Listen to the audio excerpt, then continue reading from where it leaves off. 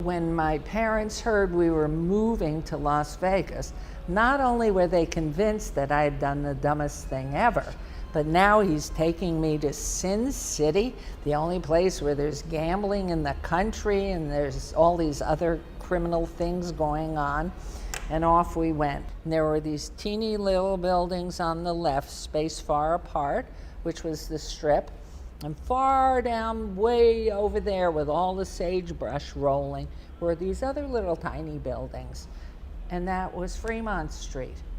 And I looked at him and I thought, oh my heavens, my parents were right.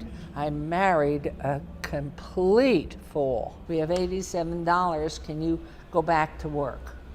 And I thought, oh no, I was supposed to be on vacation because I worked all the way so he could go to law school. Mayor Goodman had sent out 200 resumes for her husband, who was fresh out of law school. 2 offers came in, one in Oregon, the other the DA's office in Las Vegas. 200 for 2 offers. For 2 offers. I was lucky to get more than 1 offer, I think. But I got 2. I had a choice to make, and I came out here with Carolyn and walked up and down the 3rd Street corridor. That's where the lawyers were in those days, knocking on doors on Saturday morning and going in, and every lawyer was nice to me. And I said, I'm from Philadelphia, I'm thinking about moving out here. What would you say? I could stay in Philadelphia, or I could come out here and start afresh and anew? And they said, you got to come to Las Vegas. The opportunities are awesome. That's been the beautiful part about the marriage, because each of us say to the other, I don't know if it's a matter of confidence in one another, or we just agree with one another, but she said, whatever you want.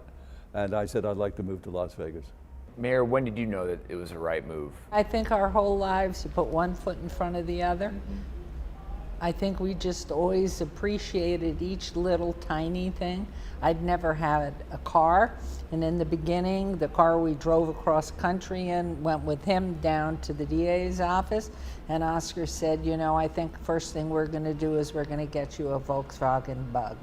And that became my very first mine car, which was so exciting. So every day there was always something that was happening that thought, wow, isn't that sort of neat? You know, she wanted just one thing for herself, and that was a horse. Here was a girl from New York City who wanted a horse, and I said, I'll get you a horse if we go to Las Vegas. She rode that horse all over the desert until one day that horse threw her so far, she didn't know what hit her, and the doctor who was taking care of her asked her what happened.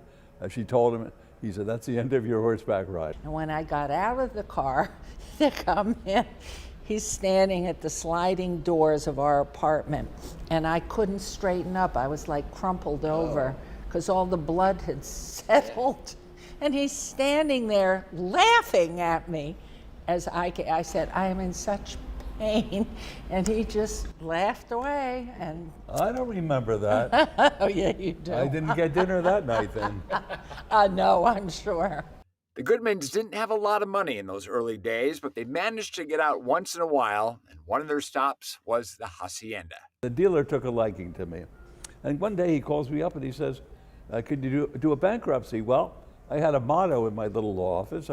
It was, where there's a fee, there's a remedy. So I said, I don't know anything about bankruptcies, but I'll do the best I can. Charged him $250. I don't know what they charge for one now, including the costs. And he was delighted, I was delighted. Then one day a phone call comes into the Hacienda. And apparently it's from a mobster back east. They want to know who the best criminal lawyer is in Las Vegas.